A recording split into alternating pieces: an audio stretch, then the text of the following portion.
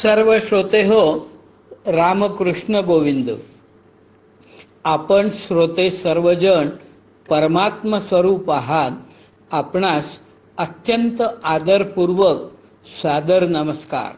आपल्यामधील असणाऱ्या भगवंतांना सादर नमस्कार. या आजच्या प्रवचनाबरोबर भागवतातील दशमस्कंधातील 87वा अध्याय जो आहे ना, वेदस्तुतीचा, तो जो मी वाचलेला आहे तो अध्याय अर्थाचा मी तुम्हाला पाठवत आहे. कृपया 3 वेळा त्याचा अर्थ वाचा, किमान 3 वेळा अर्थ वाचा. अवघड आहे समजायला अवघड आहे. वास्तविक तो सतत ऐकण्यासाठी आहे. पहिल्याच वेळी वाचून काहीही समजणार नाही, पण जसा वाचला जाईल तसे थोडे थोडे समजायला लागेल, हे मी निश्चितपणाने सांगतो. श्रोते हो, आजपासून आपण दशमस्कंधाच्या 87व्या अध्यायावरती म्हणजे वेदस्तुतीवरती चिंतन करणार आहोत. एक दिवस भागवतातील 5व्या स्कंधावर प्रवचन असेल, तर एक दिवस वेदस्तुतीवर, परत एक दिवस 5व्या स्कंधावर प्रवचन, तर नंतर वेदस्तुतीवर, असे आपण दशमस्कंधातील वेदस्तुती संपेपर्यंत काय जी प्रवचनं लागतील तोपर्यंत आपण त्यावर चिंतन करणार आहोत. माझी आपणास एक नम्र प्रार्थना आहे. प्रवचने ही खरे तर सर्वांसाठी आहेत, पण त्यातल्या त्यात 30 ते 50 वयोगटातील मुलामुलींनी ती अवश्य वाचावी. म्हणून तुम्ही प्रवचने भरपूर लोकांना फॉरवर्ड करा. State government, central government, state bank, अन्य बँका, LIC, railway, income tax, post office, unit trust, वकील, डॉक्टर, CA, प्रोफेशनल्स, तुमच्या लक्षात जे कोणी येईल अशा ज्या क्षेत्रात माझ्या मुली, माझ्या सुना काम करतात ना, त्यांना ही प्रवचने फॉरवर्ड करा. त्या मुली, त्या सुना आपल्या सासऱ्याला ऐकायला देतील, सासूला ऐकवतील, आणि सगळ्यात महत्त्वाचं म्हणजे त्या मुली आपल्या नवऱ्याला ती प्रवचने ऐकण्याचा आग्रह धरतील. तुम्ही कृपया प्रसार करा. हे सर्व चिंतन समजून घेणे, या प्रवचनातला विषय समजून घेणे खरे तर अवघड आहे. पण श्रोते हो, अवघड गोष्टी काय मुलाने किंवा नातवानीच करायच्या का हो? मग आपण काय करणार? या उतार वयात देहत्यागाचे दिवस जवळ येऊ लागल्यावर मला जे करायला हवे ते मी करायला नको का सांगा? मला भले ते अवघड असो, आत्मविश्वास नावाची काही गोष्ट आहे की नाही, का मी सगळं सोपं तेच करणार? श्रोते हो, मी सर्व समजून घेण्यासाठी त्या परमात्म तत्वाने मला मन व बुद्धी ही इंद्रिये दिली आहे. मनाची चिंतनात्मक शक्ती आणि बुद्धीची निर्णयात्मक शक्ती अमर्याद आहे. आपण ती न वापरल्यामुळे क्षीण झाली असेल, गंजली असेल. मी तुम्हाला एक उदाहरण देतो. अहो, तुम्ही तुमच्या मोटारीला, 4 चाकी मोटारीला 4 नवीन टायर बसवा आणि ती टायर 1 वर्षभर मोटार न वापरता एका जागी स्थिर ठेवा. अहो, ती नवीन टायर सुद्धा सडून जातील. गाडी एका जागी राहून ठेवली तर तसं मन आणि बुद्धीचा काही वापर केला नाही ना, तर ती क्षीण होईल, गंजेल. पण काहीही करून या दोघांना तजेला देऊन मला अभ्यासाला लागलेच पाहिजे. श्रोते हो, चिंतनात्मक मन आणि विवेकी अशी निश्चयात्मक बुद्धी फक्त माणसात आहे आणि मनुष्य जन्म अर्थात मनुष्य योनीची प्राप्ती ही पुष्कळ योनीनंतर मिळालेली आहे. ती एक अत्यंत दुर्लभ संधी आहे. सगळे ग्रंथ आध्यात्मिक, सगळे पुराण ग्रंथ ओरडून सांगतात की ही एक दुर्लभ संधी आहे. तर परमात्म तत्वाशी एकरूपता साधणे हेच माझ्या जीवनाचे अंतिम कर्तव्य होय, ध्येय होय, लक्ष्य होय. मला सांगा, भरपूर नवे नवे कपडे परिधान करून झाले, भरपूर नाटक सिनेमे बघून झाले, भरपूर टीव्ही सिरियल्स बघून झाल्या. आजपर्यंत दरवर्षीच्या मोसमामध्ये आपण भरपूर आंबे आणि द्राक्षे खाल्ली, अनेक लग्न समारंभाला गेलो, संसार जसा करायला हवा तसा केला.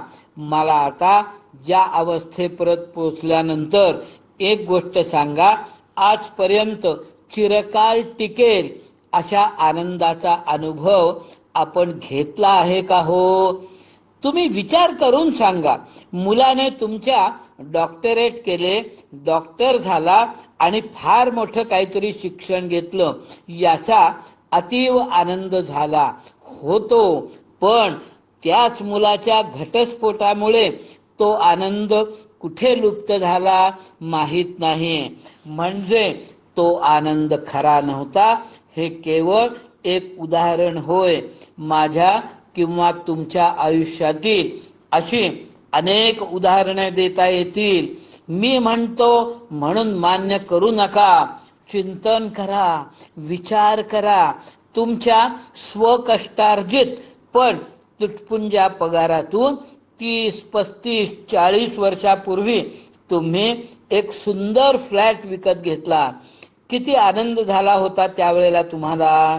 आपण स्वतःला त्यावेळी कृतकृत्य मानत होतो.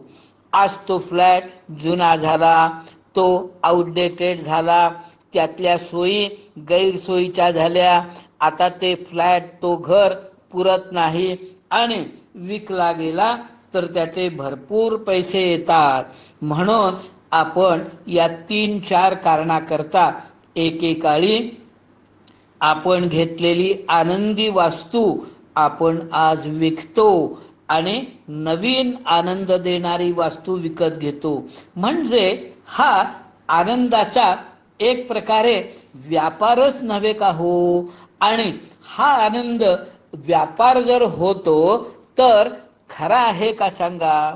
आजपर्यंतच्या आयुष्यात कोणतीच दुःखकारक वस्तू ही तुमच्या आयुष्यात सतत दुःखकारक राहिली नाही आणि कोणतीच आनंददायी वस्तू ही सतत तुमच्या आयुष्यात आनंददायी राहिली नाही. साधं उदाहरण घ्या. पहिला मुलगा झाला त्यावेळेला किती आनंद झाला तुम्हाला? खरा आहे की नाही सांगा? पण आज तोच मुलगा त्याच्या प्रगतीसाठी, त्याच्या उन्नतीसाठी दूर गेला आहे. तो स्वतंत्र आहे. माझा मुलगा म्हणून तो त्याच्या जन्माच्या वेळचा आनंद आज राहिला आहे का सांगा? आहे का? श्रोते हो, बसा की हो एखाद्या वेळेला निवांत आत्मचिंतनात आणि करा की विचार की आजपर्यंत मी काय मिळवले, की जे मी जाताना घेऊन जाणार आहे. अहो विचार करा. एक अत्यंत बोथट झालेला विचार सांगतो आणि तो म्हणजे मी माझे शरीर सुद्धा बरोबर घेऊन जाणार नाही. आजवर मी त्याच शरीरावर सर्वस्वी प्रेम केले, पण जाताना मी क्षणार्धात त्या शरीराला सोडून जाणार आहे. मी एक त्रिवार सत्य सांगतो.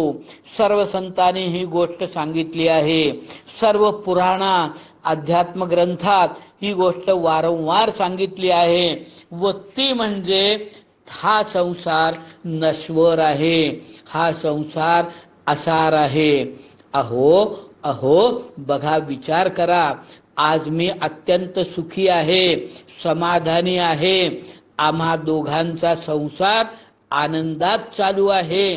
पण त्याच आनंदी संसारातील समजा मी आधी गेलो किंवा माझी पत्नी आधी गेली तर जो उरेल त्याला सर्व काही असार वाटू लागेल. मग संसार सारभूत आहे का असार आहे? कालचा आनंद खरा का आजचं दुःख खरं? सांगा, विचार करा.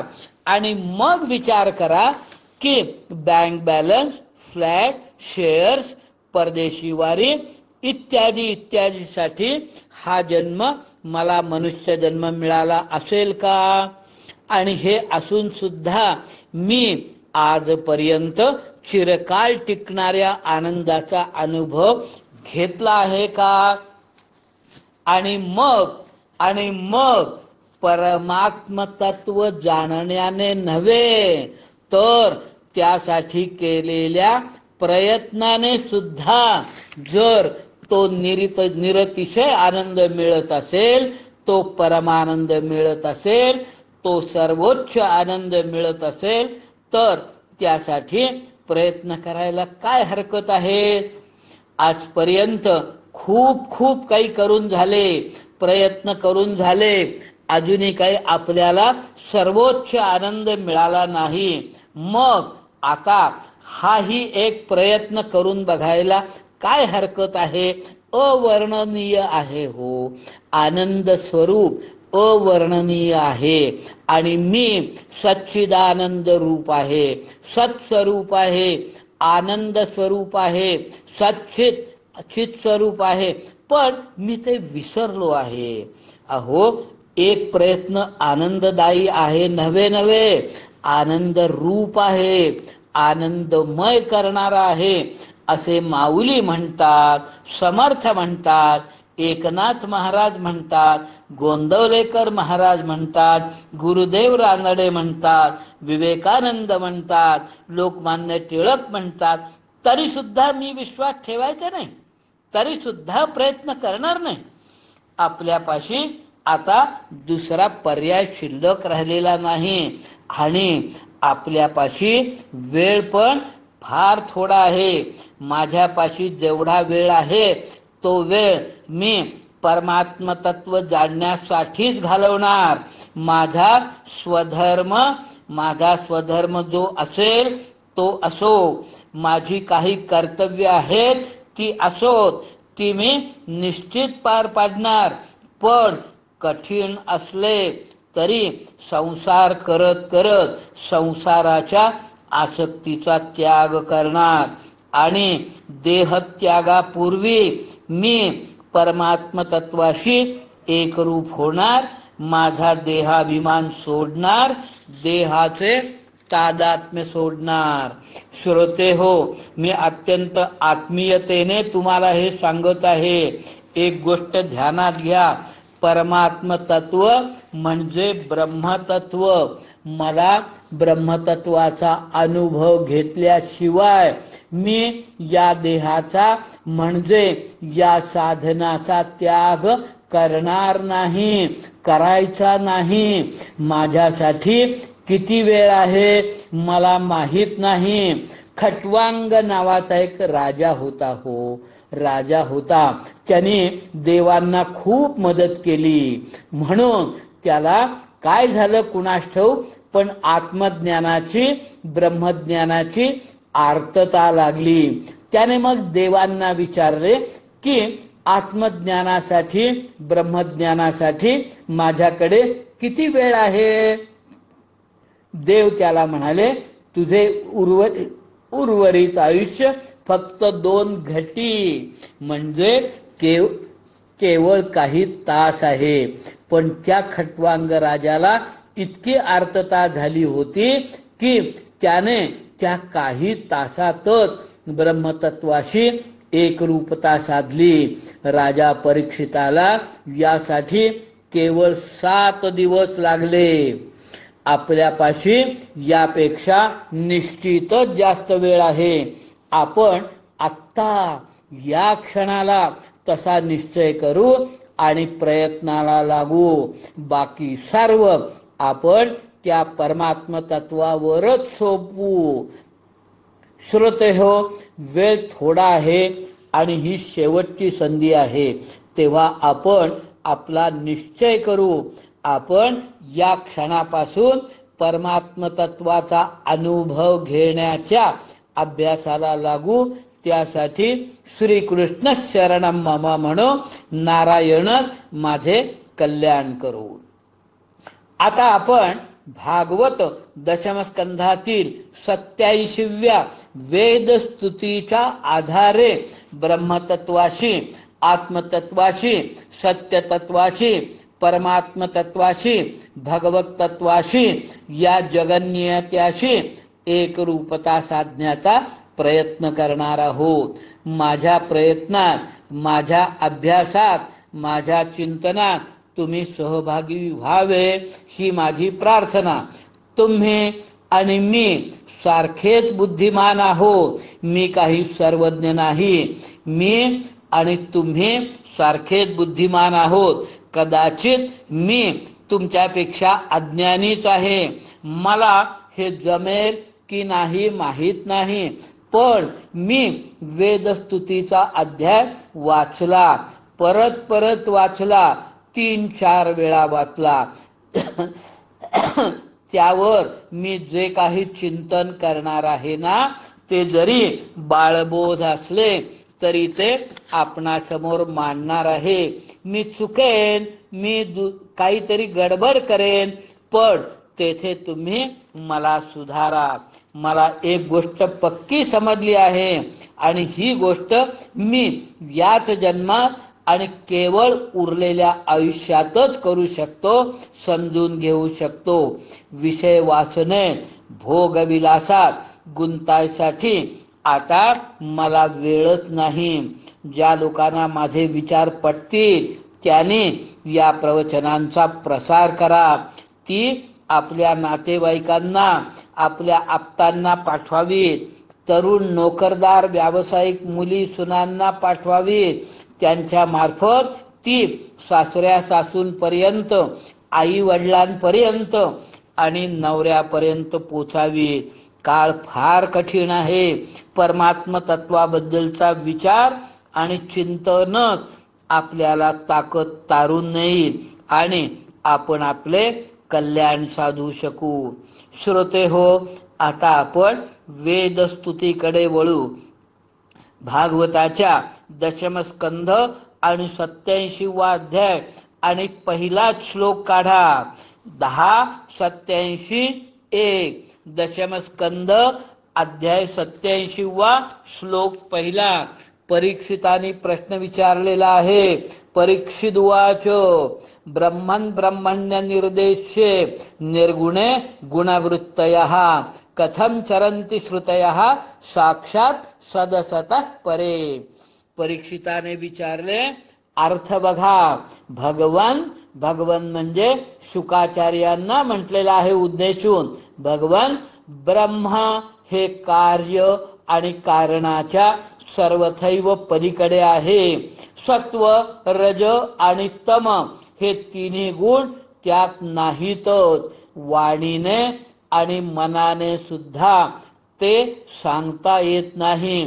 दुसऱ्या बाजूला सर्व श्रुतींचा विषय तर 3 गुण हाच आहे. अशा स्थितीत श्रुती निर्गुण ब्रह्माचे प्रतिपादन कसे काय करतात, हा मूलतः या अध्यायाचा प्रश्न, हा या अध्यायाचा आधार आहे. आणि पुढे वेगवेगळ्या संवादात काही अन्य प्रश्न विचारलेले असतील, पण मूलतः या प्रश्नाचं उत्तर या अध्यायात आहे. राजा परीक्षित शुकाचार्यांना प्रश्न विचारत आहे. विषय आहे ब्रह्मतत्व. काय म्हटले आहे तर श्रुती म्हणजे वेद निर्गुण ब्रह्माचे प्रतिपादन कसे काय करतात, असा प्रश्न पडण्याला कारण आहे बर का. काय म्हटले आहे तर ब्रह्म हे कार्य आणि कारणाच्या सर्वथैव पलीकडचे आहे. काय हो याचा अर्थ मी सांगतो बघा, समजतं का. जे ज्ञानी आहेत माझ्यापेक्षा त्यांना हे सोपं वाटेल, पण ज्यांनी वाचलं नाही त्यांच्यासाठी मी सांगतो. दही हे दुधाचे कार्य आहे आणि लोण्याचे कारण आहे. लोणी हे दह्याचे कार्य आहे आणि तुपाचे कारण आहे. समजले का कार्यकारण भाव? आता बघा, माझा देह हे माझ्या आई वडिलांचे कार्य आणि माझ्या मुलाच्या देहाचे कारण, याला म्हणतात कार्यकारण भाव किंवा कार्यकारण परंपरा. हे सर्व ब्रह्मांड अगदी आपणा सर्वासहित या कार्यकारण परंपरेत आपण बांधलेले आहोत. मी कशाचे तरी कारण आहे आणि कशाचे तरी कार्य आहे, पण ब्रह्म हे तसे नाही. ते कार्यकारणाच्या सर्वथैव पलीकडचे आहे. त्याला कोणीही कारण नाही आणि ते कोणाचे कार्य नाही. आणखी एक गोष्ट, सर्व सजीव आणि निर्जीव सत्व, रज आणि तम गुणांनी बद्ध आहेत, पण ब्रह्मतत्वात हे तिन्ही गुण नाहीत. पहिल्या श्लोकात राजा वर्णन करतो, माझ्यात आपणा प्रत्येकात हे 3 गुण आहेत, पण ब्रह्मतत्वात नाहीत. पण याचा अर्थ काय घ्यायचा? माझ्यामध्ये हे 3 गुण आहेत म्हणून काय बिघडलं? त्या गुणांचे वर्णन किंवा त्याचा परिणाम काय ते बघा, म्हणजे लक्षात येईल. मी अत्यंत थोडक्यात सांगतो. श्रोते हो, एक गोष्ट लक्षात घ्या, आपल्या प्रत्येक प्रश्नाचे, आपल्या प्रत्येक शंकेचे उत्तर आपल्याला गीतेत मिळते. गीता अध्याय 14 श्लोक 6, 7 आणि 8 काढा. काय म्हटलेला 6व्या श्लोकात? तत्र सत्वं निर्मलत्वात् प्रकाशकमनामयं सुख संगेन बध्नाति ज्ञान संगेन चानघ. काय म्हटलेलं आहे? सत्वगुण हा निर्मळ असल्यामुळे प्रकाश उत्पन्न करणारा आहे. प्रकाश म्हणजे आपण समजतो तो प्रकाश नव्हे. प्रकाश म्हणजे ज्ञानाचा प्रकाश आणि तो सत्वगुण विकाररहित आहे. पण तो सुखसंबंधीच्या आणि ज्ञानासंबंधीने बांधला जातो. आपल्याला तो बांधतो म्हणजे सत्वगुण वर करणे चांगला वाटला तरी तो मला संसारात गुंतवतो, बांधून टाकतो. पुढचा गुण रजोगुण. गीता 14:7 मध्ये म्हटले आहे, रजो रागात्मकं विद्धि तृष्णा संग समुद्भवम तन्निबध्नाति कौंतेय कर्मसंगेन देहिनम. रजोगुण हा रागरूप म्हणजे अनुरागरूप प्रेम स्वरूप असून इच्छा व आसक्ती यापासून उत्पन्न झालेला आहे. तो या जीवात्म्याला कर्माच्या आणि त्याच्या फळाच्या संबंधाने बांधतो. पुढचा गुण तमोगुण. त्याबद्दल गीता अध्याय 14:8 मध्ये म्हटलेला आहे, तमस्त्वज्ञानदं विद्धि मोहनं सर्वदेहिनां प्रमादालस्य निद्राभिस्तन्निबध्नाति भारत. सर्व देहाभिमानी पुरुषांना मोह पाडणारा तमोगुण अज्ञानापासून उत्पन्न झालेला आहे. तो या जीवात्म्याला प्रमाद, आळस आणि झोप यांनी बांधतो.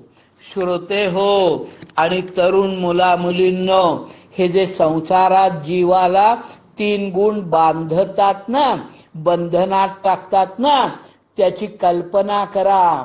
तुमचे हात आणि पाय बांधलेले आहे, तोंड रुमालाने बंद केलेलं आहे आणि तुम्हाला जर एखाद्या खोलीत कोंडून घातले तर तुमची काय अवस्था होईल? असह्य होईल. त्याचप्रमाणे हे तीन गुण जीवाला असेच बांधून टाकतात. वास्तविक या बंधनामुळे आपण अस्वस्थ व्हायला हवे, पण आपणास त्या तीन गुणांची इतकी सवय झाली आहे, ते तीन गुण इतके अंगवळणी झाले आहे की आपणास त्याचे बंधन जाणवतच नाही.